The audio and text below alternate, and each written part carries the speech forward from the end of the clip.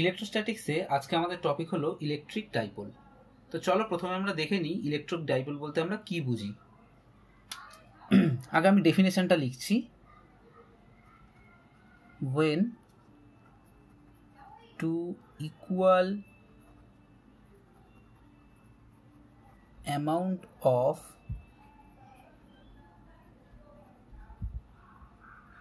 opposite charges separated by a very small distance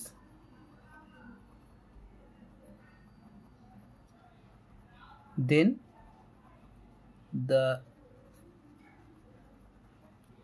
system is called electric dipole। তাহলে কাকে বলছে? দুটো same অ্যামাউন্টের অপোজিট চার্জ। মানে ধরো আমার কাছে একটা চার্জ আছে মাইনাস কিউ আর সেম অ্যামাউন্টের একটা প্লাস চার্জ আছে প্লাস কিউ। তাদের মধ্যে সাপোজ ডিস্টেন্স আছে একটা ধরো এল। তাহলে এই যে সিস্টেমটা তৈরি হলো, এই এলটা যদি স্মল হয় তখন এই সিস্টেমটাকে আমরা বলবো ইলেকট্রিক ডাইপোল।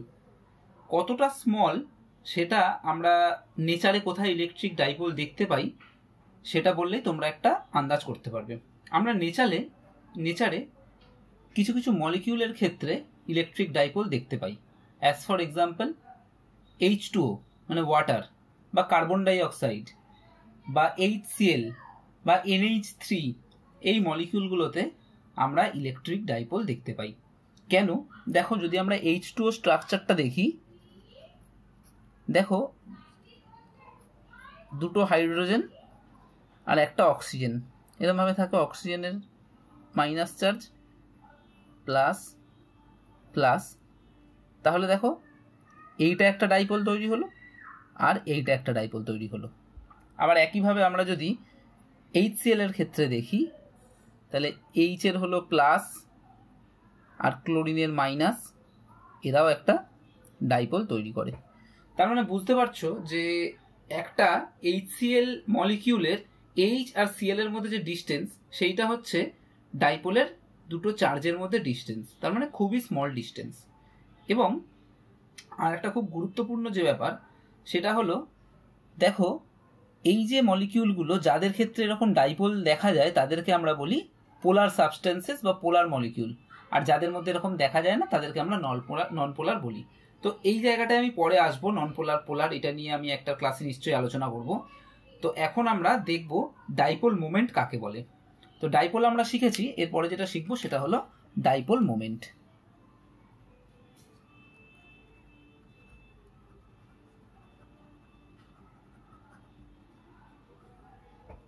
একটা ইলেকট্রিক ডাইপোলের যে কোনো একটা চার্জের ম্যাগনিটিউড আর তাদের মধ্যে ডিস্টেন্সের মাল্টিপ্লিকেশনকে আমরা বলি ডাইপোল মোমেন্ট। তাহলে ডাইপোল মোমেন্ট মানে হচ্ছে দ্য মাল্টিপ্লিকেশন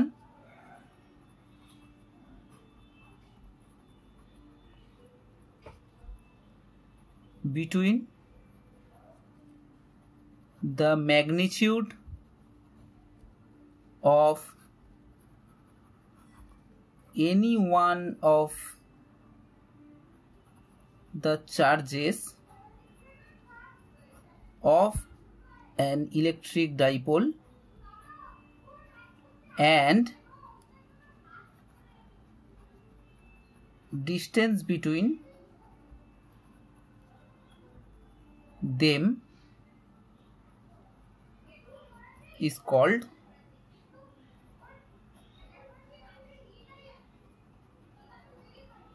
ডাইপোল মোমেন্ট। তাহলে ম্যাথামেটিক্যালি এটাকে আমরা কিভাবে লিখবো? এটাকে আমরা পি দিয়ে ডিনোট করি। তাহলে পি ইজ ইকুয়াল টু লিখবো, দেখো যে কোনো একটা চার্জের ম্যাগনিটিউড মানে কিউ আর তাদের মধ্যে ডিস্টেন্স কতটা আছে এল। তাহলে ম্যাথামেটিক্যালি আমরা পি কে লিখবো P equal to Q into L. আর এটা একটা vector quantity, it is a vector quantity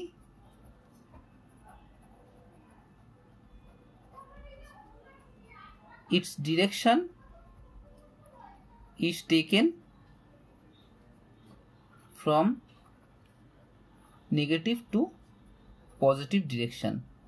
তার মানে এর ডিরেকশনটা হলো মাইনাস থেকে প্লাসের দিকে। এই পয়েন্টটার নাম যদি আমরা এ দিই, এই পয়েন্টটার নাম যদি আমরা বি দিই, এদিকে একটা ইউনিট ভেক্টর যদি আমরা এ বি ক্যাপ ডিফাইন করি, তাহলে আমরা পিকে ভেক্টর ফর্মে লিখতে পারবো Q into L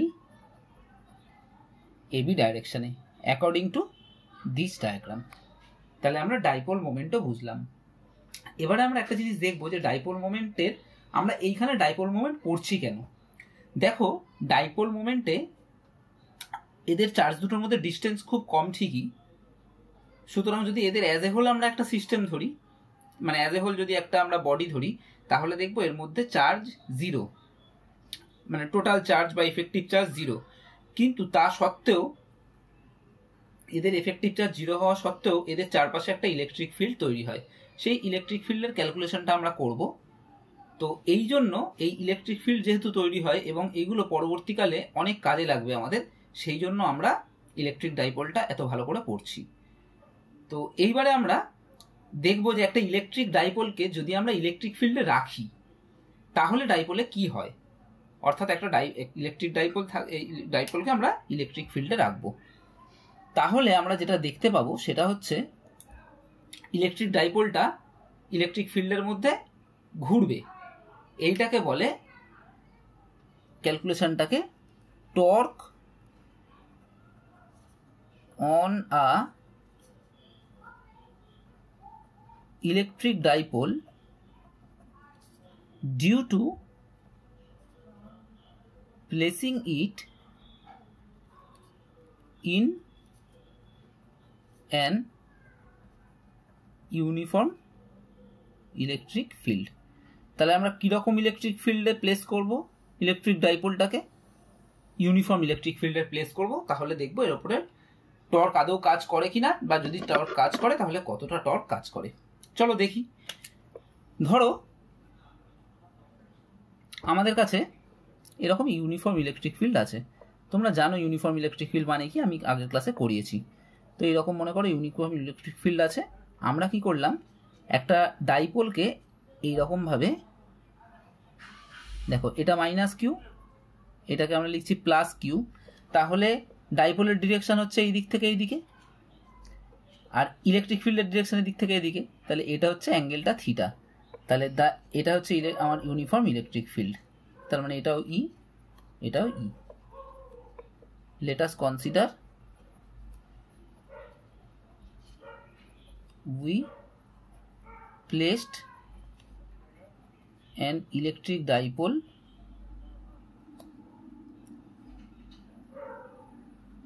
on an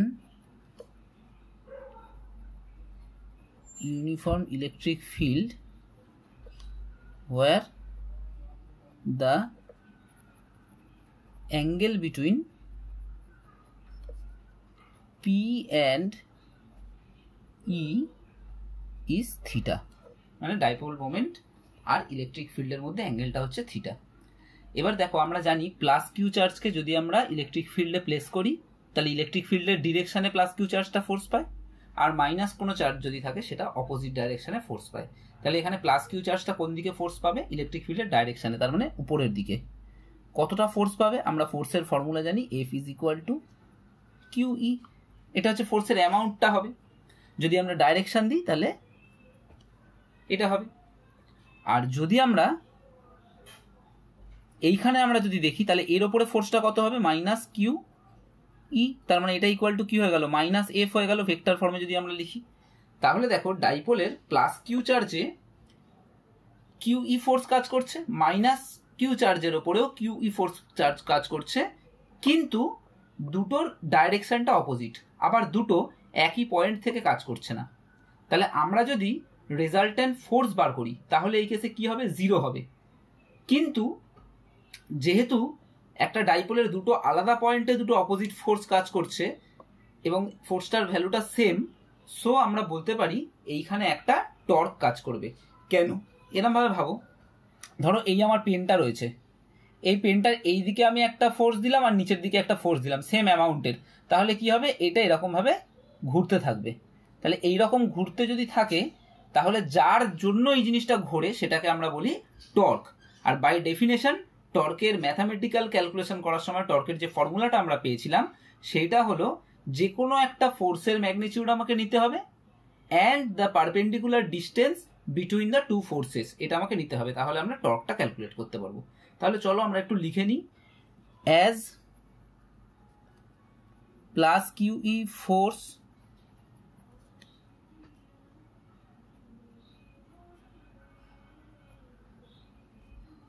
experienced by plus q and minus qe by minus q, and these are equal and opposite force but acting on two different points, hence there will be torque. যেই টর্কটা এই ডাইপোলটাকে এই electric ফিল্ডের মধ্যে এরকম ভাবে ঘোরাবে, এদিক থেকে এদিকে ঘোরাবে এরকম ভাবে। তাহলে এই টর্কের ভ্যালুটা আমরা এবার ক্যালকুলেট করব। টর্ক হচ্ছে কি বললাম, magnitude of any one force মানে কিউই ম্যাগনিটিউডটা multiplied by perpendicular distance between them. এবার দেখো এদের দুজনের মধ্যে পারপেন্ডিকুলার ডিস্টেন্সটা কতটা হবে, এখান থেকে এটা টেনে নিলাম, তাহলে নাম দিই, এটার নাম দিলাম এ, এই পয়েন্টটার নাম দিলাম বি, এই পয়েন্টটার নাম দিলাম সি। তাহলে আমাদেরকে বিসি ডিস্টেন্স মানে ডিস্টেন্সটা ক্যালকুলেট করতে হবে, বিসি। দেখো এটা যদি একটা রাইট অ্যাঙ্গেল ট্রায়াঙ্গেল হয় তাহলে আমরা এদের দুজনের মধ্যে ডিস্টেন্সটাকে নিয়েছি এল, তাহলে দেখো বিসি ইকুয়াল টু কত হবে, এটা যদি রাইট অ্যাঙ্গেল ট্রায়াঙ্গেল হয় দেখো, তার মানে বিসিটা হচ্ছে, আমি বলতে পারি বিসিটাকে আর এবিটার মধ্যে রিলেশনটা আমরা বার করতে পারি এরকম ভাবে। দেখো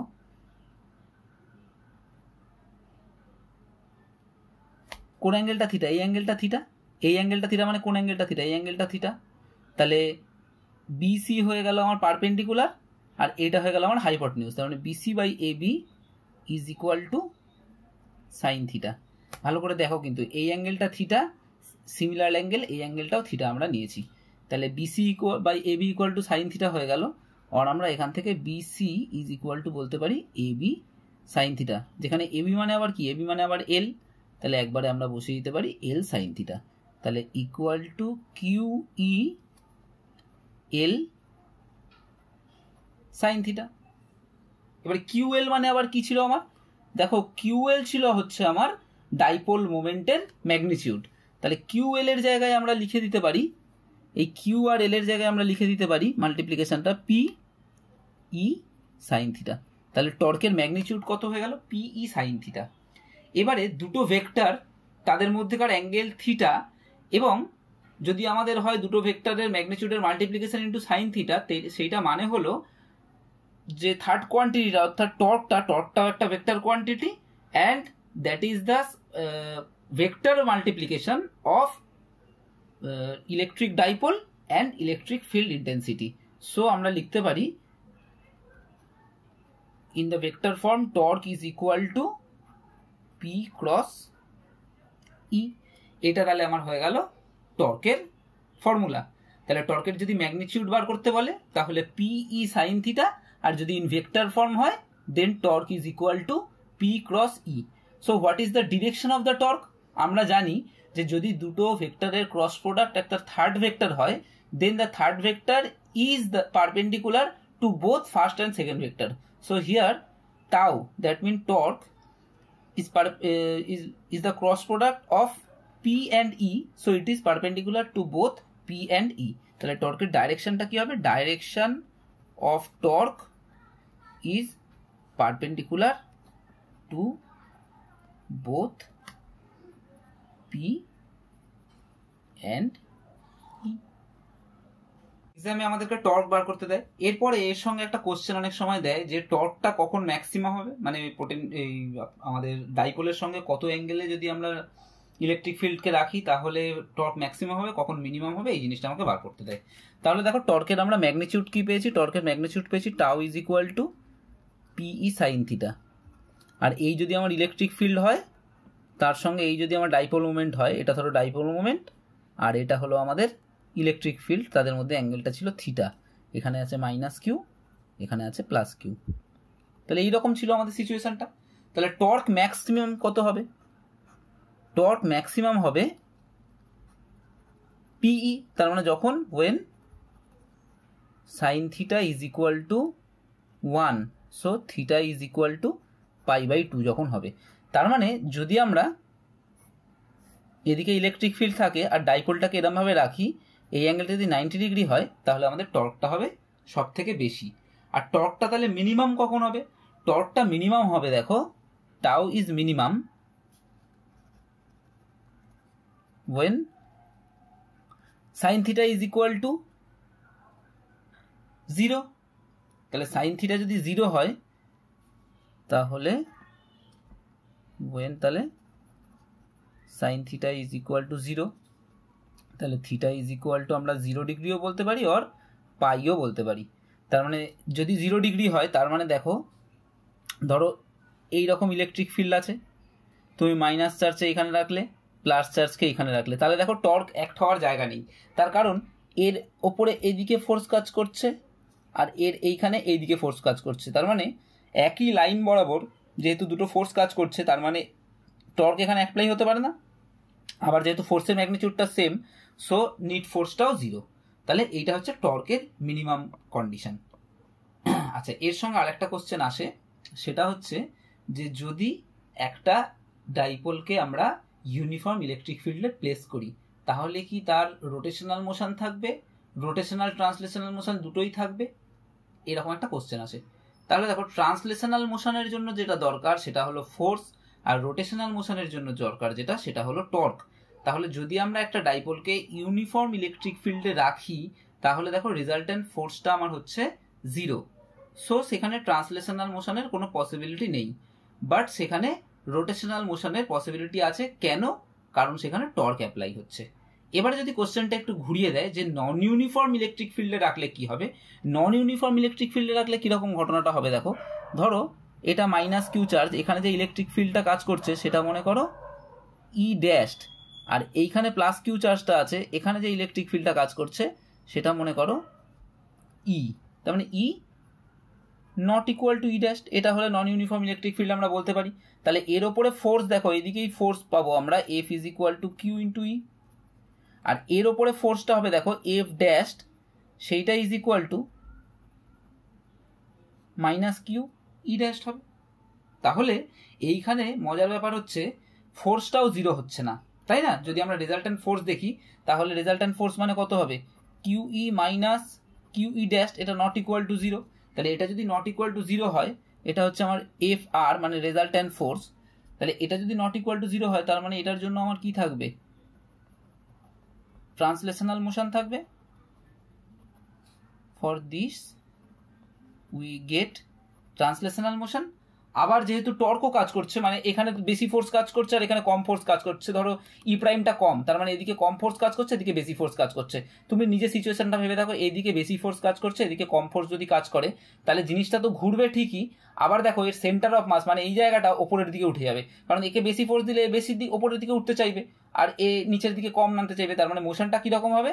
এরকমভাবে ঘুরবেও, আবার জিনিসটা এরকমভাবে ওপরের দিকে উঠে চলে যাবে। তাহলে সেন্টার অফ মাসটাকে যদি তুমি দেখো, খানিকক্ষণ পরে এই জিনিসটা এরকমভাবে ঘুরতে ঘুরতে ঘুরতে ঘুরতে এরকম ওপরের দিকে চলে যাবে। এবার খানিকক্ষণ পরে তুমি যদি দেখো, তখন তুমি দেখবে ডাইপোলটা তোমার এই জায়গায় আছে আর এইটাকে উঠে এই জায়গায় চলে গেছে। তার মানে সেন্টার অফ মাসটার কীরকম মোশন হচ্ছে?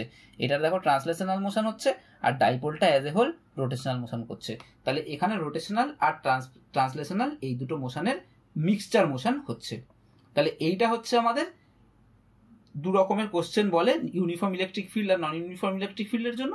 আর ইউনিফর্ম ইলেকট্রিক ফিল্ডের জন্য টর্ক বার করতে দেয়, টর্কের ম্যাক্সিমাম ভ্যালু আর মিনিমাম ভ্যালুটা আমাদের বার করতে দেয়। আমরা বার করবো potential energy of a dipole placed in a uniform electric field. মানে ইউনিফর্ম ইলেকট্রিক ফিল্ডে যদি একটা ডাইপোলকে আমরা প্লেস করে রাখি, মানে ধরো এই অবস্থায় প্লেস করে রাখা রয়েছে, তাহলে এর মধ্যে কতটা এনার্জি স্টোর হয়ে থাকবে।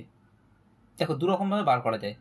একটা আমি করতে পারি, আমি দেখবো যে একটা সার্টেন অ্যাঙ্গেল ঘোরাতে, ধরো এখানে যেমন থিটাই রয়েছে, তো আমি দেখলাম এই থিটা অ্যাঙ্গেল ঘোরাতে ইলেকট্রিক ফিল্ড কতটা ওয়ার্ক করে।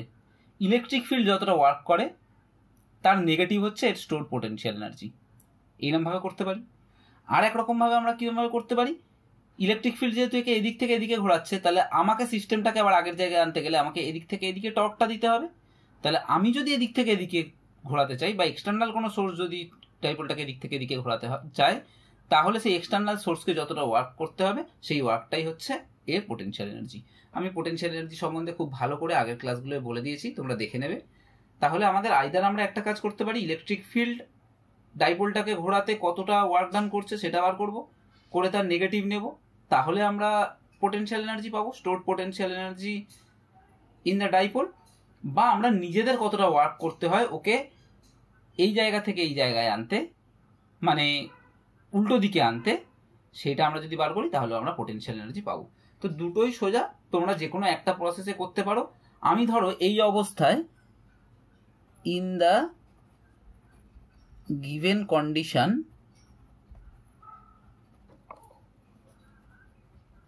Torque on the dipole due to electric field is tau is equal to p sin theta। আমি এর ম্যাগনিটিউডটা নিলাম। এইবারে আমি কি করছি, আমি ফার্স্ট প্রসেসটাতে করছি, মানে ইলেকট্রিক ফিল্ড কতটা ওয়ার্ক ডান করবে সেটা বার করবো, তার নেগেটিভ নেব, নিলে আমরা পোটেনশিয়াল এনার্জি স্টোরটা পেয়ে যাব। তাহলে এখানে টর্ক হচ্ছে আমার PE sine theta.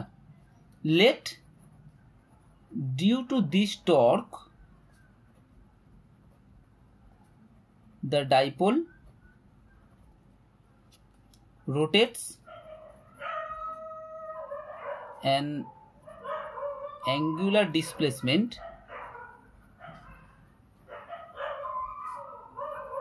d theta।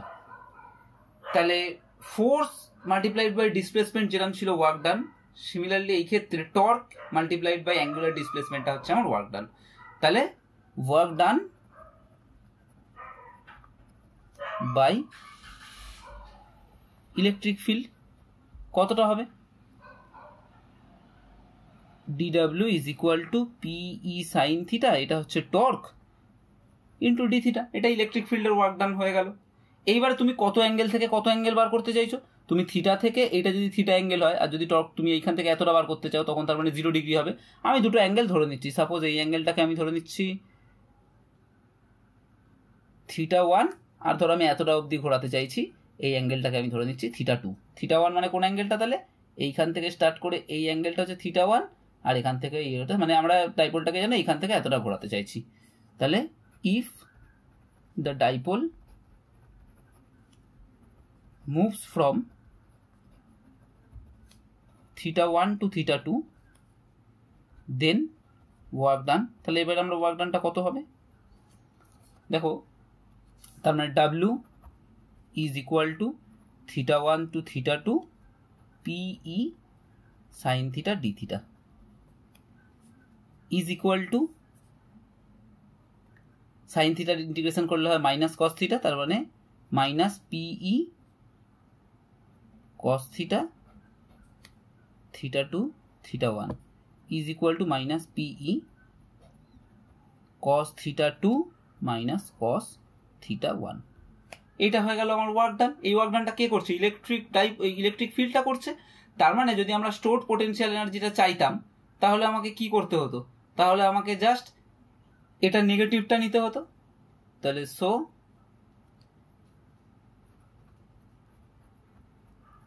Stored potential energy is equal to U is equal to negative of W is equal to দেখো পিই cos θ2 মাইনাস cos θ1। এবারে ধরো আমাদেরকে বলে দিয়েছে, ছবিটা দেখো তাহলে ভালো করে বুঝতে পারবে, এদিকে ইলেকট্রিক ফিল্ড ছিল, এদিকে ডাইপোলটা ছিল, এই অ্যাঙ্গেলটা থিটা ছিল। এবার বলছে তুমি ডাইপোলটাকে পুরো ইলেকট্রিক ফিল্ডের প্যারালাল করতে চাইছো। তাহলে ডাইপোলটাকে যদি আমরা ইলেকট্রিক ফিল্ডের প্যারালাল করতে চাই তাহলে আমাকে বলেছে যে কতটা পোটেনশিয়াল এনার্জি স্টোর ছিল সেটা আমাকে বলো। তাহলে কতটা পোটেনশিয়াল এনার্জি স্টোর ছিল সেটা যদি আমি দেখি, তাহলে ইউ ইজ ইকুয়াল টু কী হবে, তাহলে এই কেসটার জন্য ফর দিস কেস আমি আর লিখছি না, তোমরা লিখে নেবে লেখার সময়, θ1 is equal to theta and θ2 is equal to কত ডিগ্রি হয়ে যাবে 0 ডিগ্রি। তাহলে ইউ ইজ ইকুয়াল টু হয়ে যাবে পিই কস θ2 এর জায়গায় 0 বসাবে 1 পাবে, আর θ1 এর জায়গায় থিটা বসাবে, তাহলে 1 মাইনাস কস থিটা। এইটা হলো আমার পোটেনশিয়াল এনার্জি স্টোর। তার মানে এই অবস্থাতে এই ডাইপোলটার মধ্যে কত পোটেনশিয়াল এনার্জি স্টোর হয়ে রয়েছে, এই পোটেনশিয়াল এনার্জিটা স্টোর হয়ে রয়েছে। এবার যদি তোমাকে বলে যে তোমার ডাইপোলটা এরকম জায়গায় ছিল, তোমাকে থিটা অ্যাঙ্গেলে ঘোরাতে কতটা ওয়ার্ক ডান করতে হবে, তোমাকে এই ওয়ার্ক ডানই করতে হবে। আর যদি এইখানে থাকে, এই ওখানে গেলে ইলেকট্রিক ফিল্ডের কতটা ওয়ার্ক ডান করতে হবে, এর নেগেটিভ ওয়ার্ক ডান করতে হবে।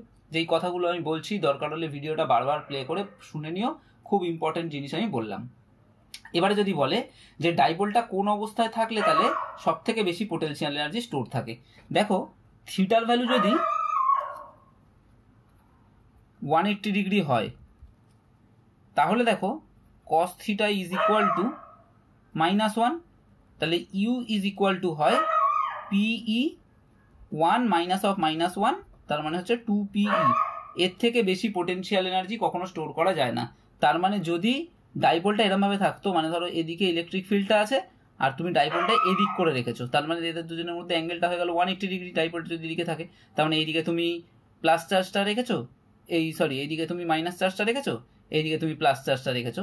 এইরকম যদি হয় তাহলে এদের দুজনের মধ্যে অ্যাঙ্গেলটা হবে 180 ডিগ্রি। তখন তোমার সব থেকে বেশি এনার্জি স্টোর থাকবে। আর সব থেকে কম এনার্জি কখন তাহলে স্টোর থাকবে? সব থেকে কম এনার্জি স্টোর থাকবে যখন দেখো থিটার ভ্যালুটা হচ্ছে 0 ডিগ্রি। তাহলে এটা হচ্ছে ম্যাক্সিমাম পোটেনশিয়াল এনার্জি স্টোরড। আর যখন থিটা ইকুয়াল টু 0 ডিগ্রি হবে, তখন দেখো কস থিটা ইকুয়াল টু 1 হবে, তখন ইউ ইজ ইকুয়াল টু হবে 0। এইটা হচ্ছে মিনিমাম পোটেনশিয়াল এনার্জি। তার মানে মিনিমাম পোটেনশিয়াল এনার্জিটা কত হবে? সবসময় 0। তাহলে মিনিমাম পোটেনশিয়াল এনার্জি মানে থিটার ভ্যালুটা কত ডিগ্রি? 0 ডিগ্রি। আর থিটার ভ্যালুটা 0 ডিগ্রি, তার মানে কিরকম ভাবে রাখা আছে সেটাকে?